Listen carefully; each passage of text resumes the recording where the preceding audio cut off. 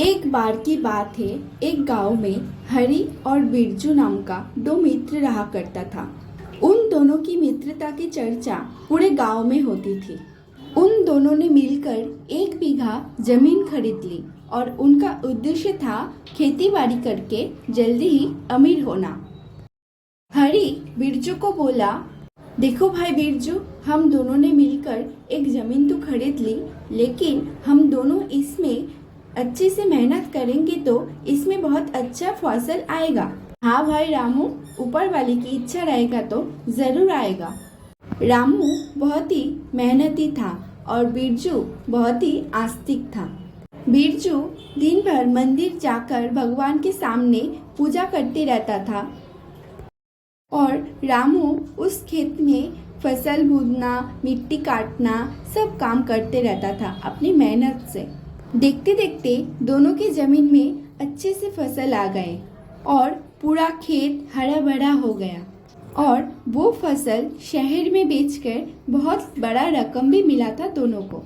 बिरजू ने बोला रामू को, भाई रामू, लगता है हमें अपनी मेहनत की हिस्से को बंटवारा कर लेनी चाहिए। हाँ भाई बिरजू, तुम सही कह रहे हो। हम दोनों मिलकर अपने हिस्से की बंटवारा कर लेते हैं, लेकिन इसमें से ज़्यादा हिस्सा मुझे ही मिलने चाहिए, ऐसा मुझे लगता है। नहीं नहीं, मैं पूरा दिन भगवान के मंदिर में सामने जाकर बैठे रहता था ताकि हमारे खेत पर अच्छा फसल आए। इसमें से ज़्यादा हिस्सा तो मुझे ही मिलने चाहिए। भगवान की कृपा ना होती तो हमें थोड़ी अच्छा फसल आता था। ये बात लेकर दोनों के बीच में बहुत बहस होने लगी।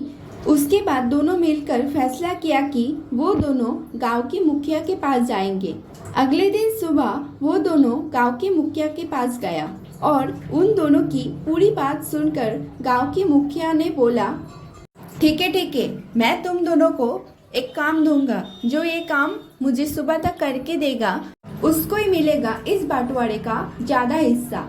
उसके बाद गांव के मुखिया उन दोनों को चावल और दाल मिला हुआ 2 गोनी देता है और रामू और बिरजू वो गोनी लेकर अपने अपने घर चले आते हैं। रामू तो पूरा रात भर जाग के वो गोनी का चावल और दाल अलग करने लग गया, लेकिन बिरजू वो गोनी भगवान के भरोसे में रखकर सो गया कि ये सोचकर भगवान उसका काम करके देगा।